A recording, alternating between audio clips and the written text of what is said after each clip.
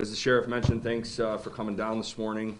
We want to give you as best of an update as we can regarding the incidents that took place over the weekend that you're all aware of at this point.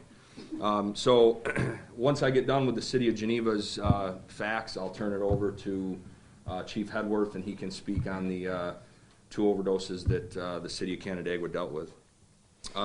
So for the City of Geneva on Sunday, November 17th, in the early morning hours, within a 2-hour time span, we received 5 calls for overdoses within the City of Geneva. The first call was at 1:35 in the morning, 36 male overdose. 3 doses of Narcan were administered, and his life was saved. 02:51 hours, a 21 male overdose, 3 doses of Narcan given. He is alive and well. 02:58 hours, 44 male overdose. Again, 3 doses of Narcan given. That victim is alive and well. 3:36 a.m., a 19 male overdose. 1 dose of Narcan was given. That victim is alive and well. And the last came at 3:46 a.m., 20 male overdose, 1 dose of Narcan, and that victim, again, is alive and well. A couple of facts I just want to share with you. I had one of the outlets reach out to me last night. I can confirm that 3 of the overdoses of the 5 were in fact Hobart students of the college. And all 5 overdoses in the city, the drug of choice, or the drug that was used, was powder cocaine. Again, I want to, as I put out in the press release yesterday, I want to thank Geneva Fire Department, Finger Lakes Ambulance, EMS, and also obviously the Geneva police officers that were involved. When you deal with a scene like this, or scenes, especially when they're coming in this fashion, they can be hectic.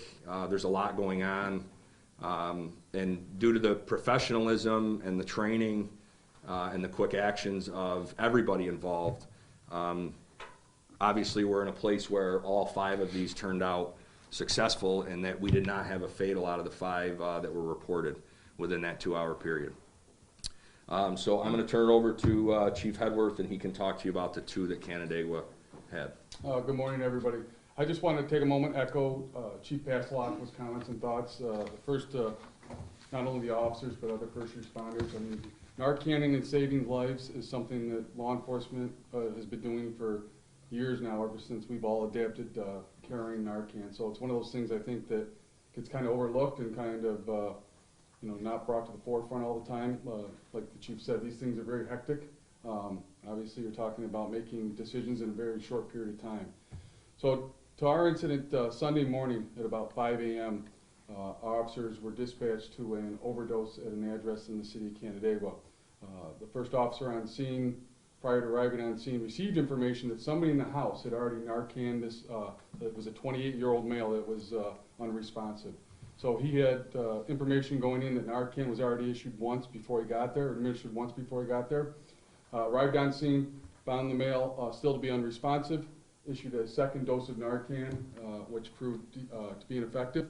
So he returned to his patrol vehicle, gathered equipment to possibly begin CPR, and issued another dose of Narcan, which ultimately revived the male. 28-year-old male, like I said, he's survived the overdose and was transported to the hospital. 2nd male on scene, 43-year-old male, also showing signs of possibly going into an overdose state. So he was taken to the hospital as well as a precaution. So when you hear the numbers, when you hear the numbers, the number of doses is kind of a reoccurring theme. Obviously, the drugs that we're seeing are more potent, probably higher doses. Probably a lot of it has to determine on the timing of the ingestion, the source of the ingestion, the amount of the ingestion. There's a lot of different variables, but I think one common theme here is, the increase we're seeing in the amount of Narcan usage for everybody. So that's alarming to all of us. But I woke up yesterday to that news, and that 7 lives were saved yesterday. 7 that could have been snuffed out in a second if it wasn't for Geneva PD officers, Canandaigua PD officers, EMS personnel on scene that assist in these situations. So with that, I mean, there's not a lot we can turn over as far as the investigative side of that, but I've known Sheriff Henderson and Chief Passalacqua a long time. We're all committed and have been committed to addressing this problem on a lot of different fronts. So we will investigate these jointly. We do a lot of that already with a lot of our drug investigations. We're working together on a daily basis to kind of curb this problem as much as we can from a law enforcement standpoint. So that won't stop. The specifics of what we're going to do moving forward, I don't think any one of us are going to be comfortable talking about that because they are ongoing investigations. We have 7 separate investigations here. So our tactics and our mindset moving forward, probably not a lot of that's going to be discussed. But as we sit here today, I think we can all assure you that 100% of our manpower and our diligence is committed to addressing these issues. Sheriff. And I'd just like to jump off of what Chief Hedworth just said. We have a unified task force. All of our agencies have members committed and dedicated to going out and seeking those that want to come in this county, as you have heard from me before, that are selling these drugs and taking the lives of these folks. We're very focused and committed and dedicated on making sure that if you choose to come here, we will do our best to catch you. We will work with the district attorney's office to prosecute you, and we hopefully will see you behind bars. This is impacting not only Ontario County and the 2 cities, but it's also an epidemic not only countywide, but throughout our state and our country. I just want to give you a little bit data. We are, in regards to the deaths, I will give you this data. For this quarter, which is the 2019, currently we have 8 confirmed overdose deaths that are related to primarily fentanyl. Last year at this time we had 24. In 2017 we had 20, and then in 2016, when we first noticed that we had an influx in overdose-related fatalities, we had 10. Last year's total, where we yet cannot report for this quarter, we're waiting for data. We had 31 reported overdose deaths in this county related to probably more than likely fentanyl, majority of it. I think it's important that we are making an impact on the decline in deaths, but I think that's contributed to, as Chief Hedworth and Chief Passalacqua, all of our members carry Narcan. We all do. I carry it. I used it a month and a half ago with my undersheriff and my chief corrections officer. We saved a life. If we didn't have the ability to carry this Narcan, unfortunately, not double-digit, we'd probably be in triple-digit numbers. So I just want to let you know. On the perspective of me as the sheriff, obviously I have a jail facility that I'm responsible for.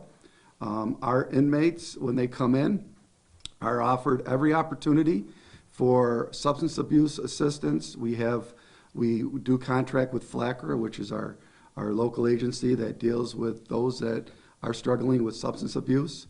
We also have a therapy drug program in the jail that we administer, a medically assisted treatment program, which is our drug therapy program. That it's important folks understand that we do offer these services. Our concern, and we'll be having a press conference on Thursday with my fellow sheriffs, is criminal justice reform and this bail reform. We were talking prior to this press release. We think it's important for people to understand that right now those that we have in custody of my care are being offered and are receiving treatment. These 7 cases, if those folks obviously find themselves struggling and get themselves in legal issues, we'll offer the services to help them with their struggling with the addiction that they're dealing with. When we lose these ability to have those incarcerated due to the criminal justice bail reform, I truly, and my fellow sheriffs will say this also, we think we're going to see an uptick in, again, with our overdose and or fatalities.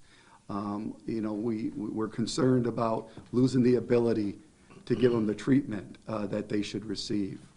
It's easy to respond to an address, tell this person that we have these services, and count on them to seek out those services.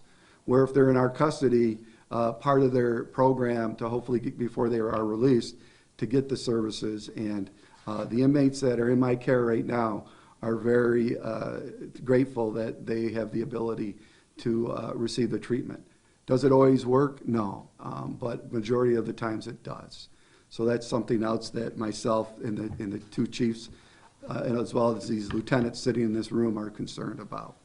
So I just want to let you know that, again, we're going to continue our focus and our aggressive stance on seeking those that are selling these drugs and coming into our cities and coming into the county. And the county did not respond to any overdoses. Obviously, it was focused on both cities, but we are, and we assist almost on a daily basis. We all take a team approach. Just because we wear different color uniforms or different badges on our chest, we're still committed on making sure that we are doing everything we can to try to get these drugs off our streets. So at this point, unless the chiefs want to have anything, if we have any questions, we'll be happy to answer. The 3 students, were those 3 students in the same location, and was that on campus? Yeah, I'm not gonna, I can confirm that it was on campus. I'm not gonna get into the details of that side of it, only because, and again, frequently you'll see these scenarios where we're not gonna release a lot of information, and the reason is because this is ongoing. Obviously, we dealt with this overnight in the early morning hours, but we've been working on this since and are gonna continue, not only with the city of Canandaigua, but with everybody kind of combined with the task force to try to get to the bottom of this. The goal is to work ourselves backwards and try to get to a point where we can find out who's responsible or where this stuff originated or came from. So by not releasing stuff, it's not that we don't want to, we just don't want to inhibit anything that we're doing behind the scenes at this point to try to bring this to a resolution. I know in the past there have been a lot of cases with overdoses with heroin that's cut with fentanyl. Is cocaine something that's becoming more prevalent? And that's what we're trying to let people know too. It's not just heroin-based overdoses now. We're seeing cocaine being cut with fentanyl. We're even seeing marijuana laced with fentanyl. Why is that? Well, those that are dealing these drugs realize that the fentanyl is very addictive.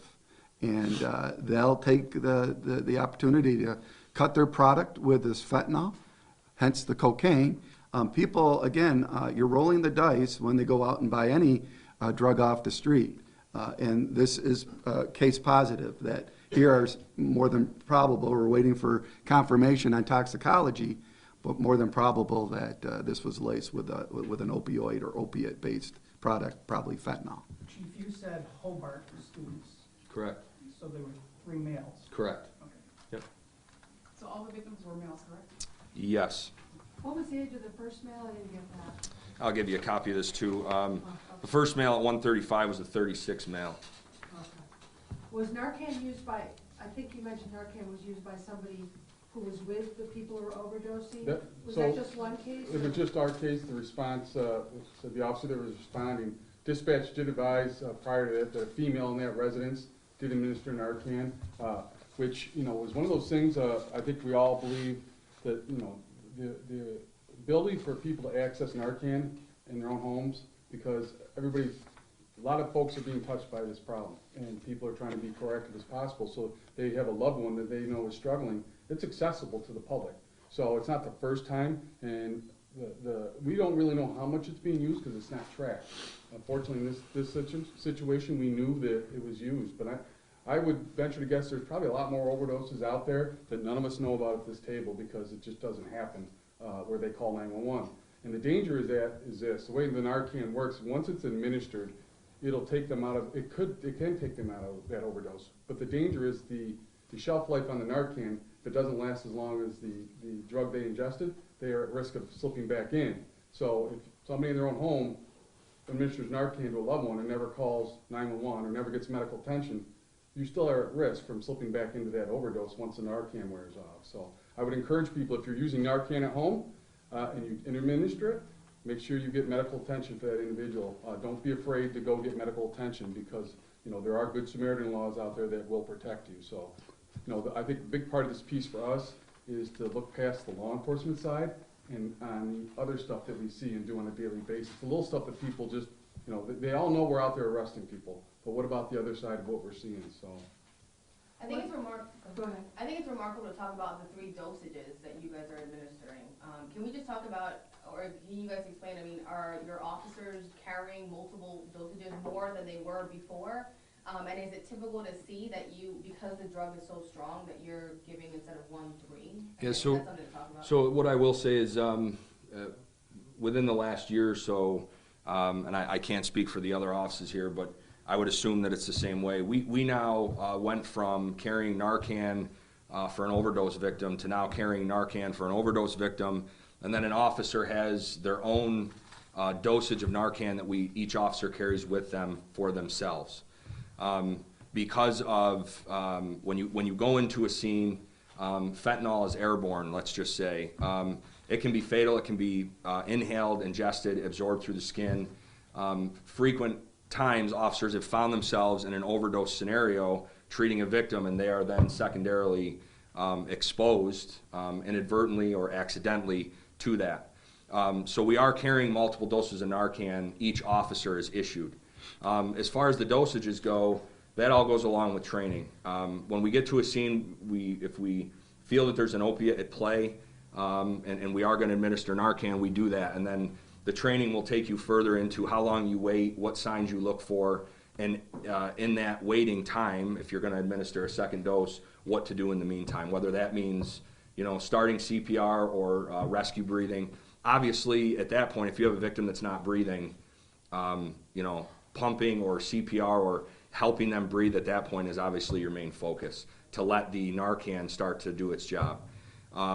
To the tune of the potency of the drugs that we're seeing, I think that the sheriff alluded to, I will say from a departmental standpoint, yes, I think that we're seeing higher levels of this stuff within the drug of choice, which is, again, making us or having us administer multiple doses before we'll see an improvement in that victim. And I think that just speaks to the potency of what we're seeing on the street.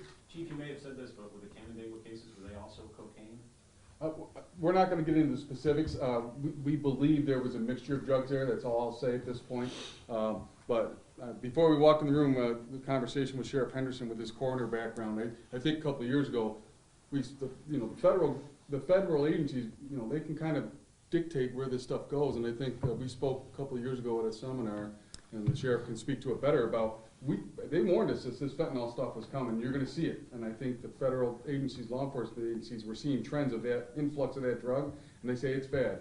You thought heroin was bad, just wait. And I think the sheriff could probably speak a little bit better to that. Yeah, and of course, we know the fentanyl it's man-made, it's synthetic, and there's really no control measures, and we realize the primary sources of this fentanyl are China and Mexico. The federal government has been doing their best to try to obviously combat this issue. Recently, China just made a historic arrest and or conviction of 7 people that were producing fentanyl and shipping it to the United States. But again, we want people to know, and as Chief Hedworth says, we're not just out to arrest people. If you have an addiction problem, there are resources out there that we have teamed up with all of our agencies. We have the FLACRA and the CODI program. CODI is an organization through FLACRA. When we have an overdose, they get notified, they respond either to the hospital or to the scene if we're still there, and they work with that person that has that addiction. Again, a lot of people question, why are we throwing all this money at people and trying to save their lives? Well, they're loved ones. They're somebody's father or mother or a loved one. I think we have to do our part to help those folks. But as Chief said, this fentanyl is being cut not just with heroin anymore. It's cocaine, it's marijuana. Again, we don't know where this is going to stop. So, Any arrests at this point? Any criminal in regards For these, against either the people who overdosed or anybody else? no, there's no arrest to report at this time, not involving these specific incidents.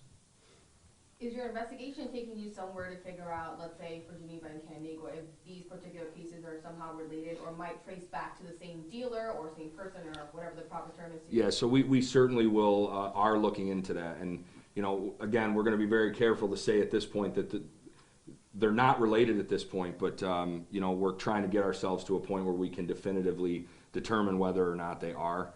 just because of the proximity, the amount of overdoses that we had and so close, that is obviously an angle we'll take with the investigation to make sure that we can figure that out one way or the other. Were these three students friends? Were they like in the same location? Yeah, so I'm not, again, I'll confirm that they're students, but I'm not gonna get into either their relationships or actually where they were at this point. And again, it's not because we don't wanna release this, but again, just like I think I've said multiple times with different press conferences, and I know the two sitting either side of me can, we just don't wanna, you know, inhibit the investigation that we're actually fully working on at this point and give out anything that we shouldn't until we get to that point. I think it's important for people to really understand. I mean, we're gonna work collectively on this, and obviously, goal number one is to save lives, because if say they are connected, just hypothetically, and there's somebody out there selling this stuff. In a 4-hour period, we almost lost 7 people. Now, our goal is, you know, and I've never seen it, and I don't think anybody in this county's ever seen in that short period of time that many overdoses. So what goal number one is to identify, if they are connected, where the stuff came from, so it doesn't keep getting distributed, so we don't have the loss of life. That's goal number one.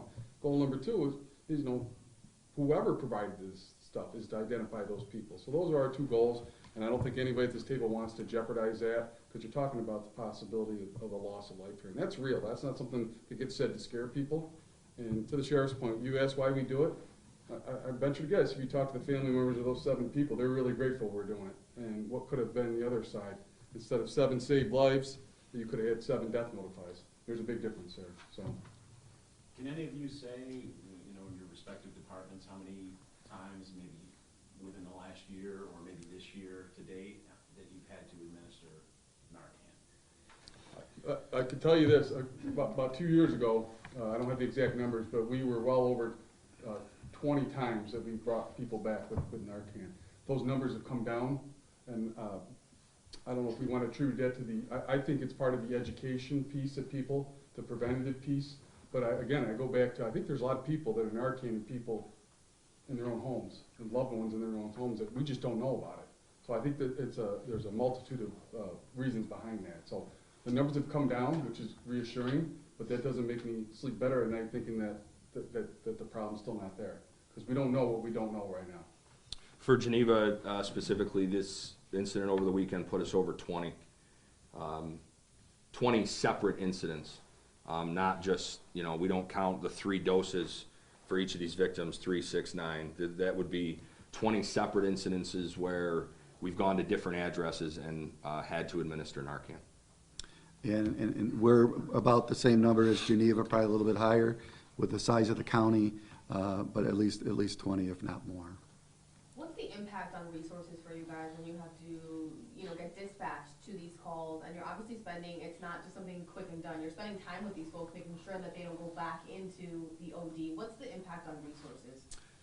So what I will say is we are, it does have a big impact on resource, obviously. You have officers tied up on different things, whether it's a family trouble or an overdose, somebody's tied up.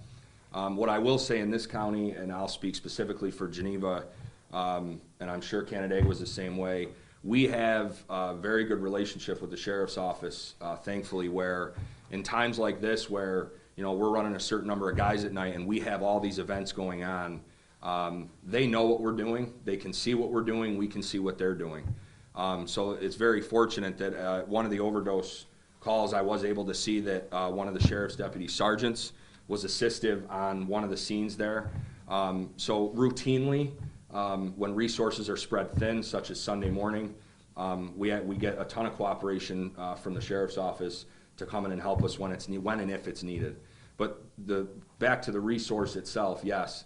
You know, when you're covering an entire city overnight with, you know, 4 to 5 officers on a good night with a supervisor, and you start getting multiple calls like this, outside of what your normal Saturday night into Sunday morning looks like for calls for service, yeah, it has a heavy impact on resources. And again, this isn't something that, you know, we walk in the door, Narcan is administered, they start talking, walk in, they go to an ambulance, and we kind of wipe our hands of it. That's the start of something that we are going to be tied up for quite a while on. We follow up at the hospital.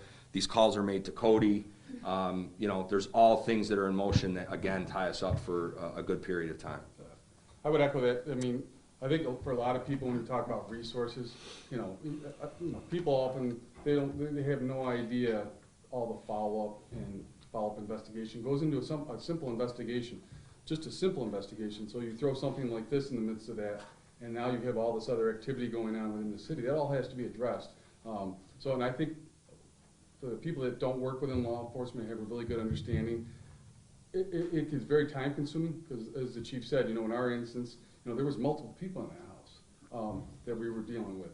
So you have to have multiple officers there. We had to take people to the hospital or escort them to the hospital in case there was an issue en route or at the hospital. We had officers tied up at the hospital to make sure people they didn't try to leave the hospital before they got treatment. So you're taking all these resources into consideration. So again, we rely heavily on our agencies around us, but it's a huge impact, which is, I don't think there's not a measurable tool for it, is I guess what I'm getting at. If there's no good way to, every study, every expert, anybody that wants to come out and say, here's a measurable tool, there isn't one.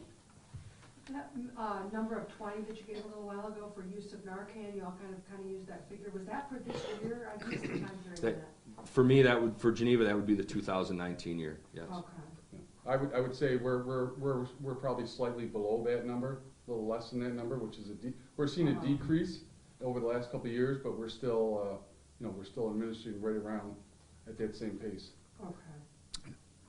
And we told for your officers too. This is not something easy to get called to. Not that anything that you guys get called to is easy, but it's again, that's why I made it a point in that press release yesterday to give that kudos to not only the officers, but the EMS personnel and fire that show up to these scenes. This is not time after time after time. It's not an easy thing to process.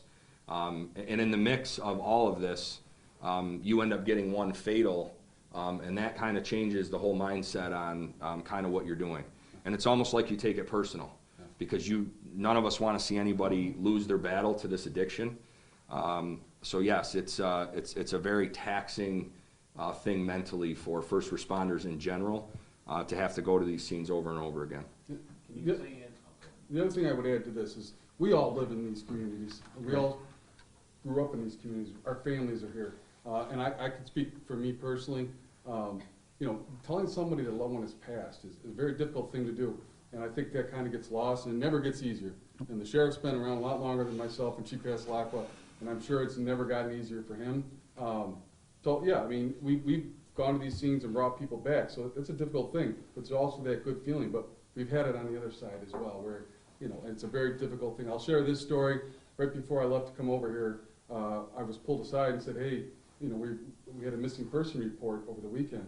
And unfortunately, that person was found in the city of Rochester, passed away a couple days ago on an overdose. So now we have the task of going to notify that loved one, which isn't an easy thing to do, but it kind of gets lost in the shuffle of what we do. So for me personally, I couldn't be prouder of law enforcement. I couldn't be prouder of the people that work in my building for the work that we do, because the last thing anybody wants is a knock on that door with, one of us standing there with that kind of news. So. You mentioned about the fentanyl being airborne and how you have to be ready to take care of yourselves, your officers. Has that happened? Do you have data? Have there been instances where any of your law enforcement team have had to use fentanyl for yourselves? Not me, not on our agent person, but they're equipped with special gloves, masks, that type of stuff. So if they suspect it and they have time to put it on, they will. But we've had no exposures on our end. I can't speak. Yeah, Geneva has not had any, fortunately, any secondary or accidental officer exposures at a scene. Yeah, and neither have we, but it's something you have to be prepared for. Other agencies throughout the country have and lost members to an overdose from secondary exposure. And another point to that is nothing that we do is routine, and you'll hear that all the time. I think before fentanyl kind of took off, we would go to an overdose call for anything, and it was, again, for our line of work, somewhat routine in the fact that we get the address, we go to the complaint, and we go in. We go into the house and we figure out what we have and render that aid as quickly as possible.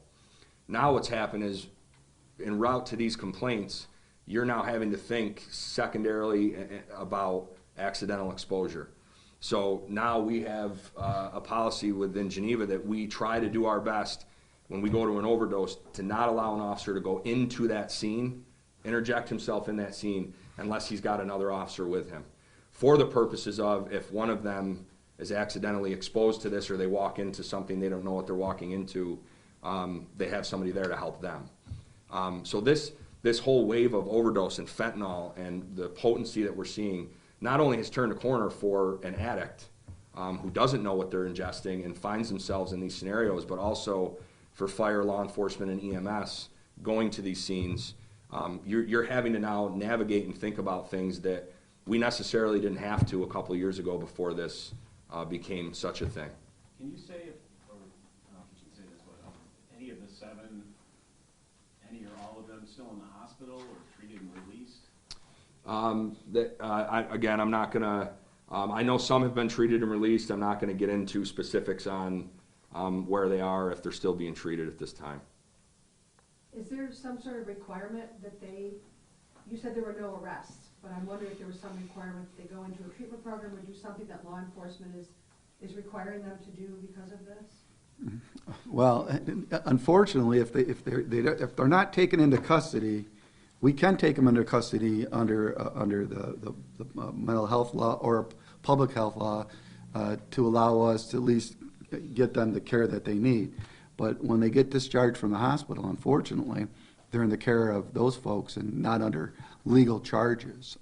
Again, as the chief said earlier, we have the Good Samaritan law because we want people to encourage to call us to help. So that's something that people need to be aware of. But to answer your question, Julie, no, they're not required after they get discharged. The treatment is, as everybody knows, it's hard to force treatment on. And I think we're all in agreement with, it's an addiction crisis that we're facing. And for me personally, when we talk about addiction, I think about the revolving doors that we've seen. The people that are trapped in addiction, they're just trapped in that door, unfortunately. And we have to find a way to get them out. And my mindset is that, if we're going to battle this problem long term as a collective group, to keep people from getting that revolving door, or that door getting bigger, we have to stop people from walking into it, which is the education, the intervention piece before people go down that path. And for the folks that are trapped in that door, we have to find a way to them get out so that door starts to get smaller. Otherwise, it's just a big circular door of people spinning around. And for me personally, when you think about addiction, to think that you almost died and you were brought back to life, but yet these people will still go out and use, should speak to the power of what these people are battling out there. And I think we can all say, and if we all don't acknowledge right now or to understand that these drugs don't care your gender, your race, religion, socioeconomic status. It's not a poor person problem. And people think that, they're sadly mistaken.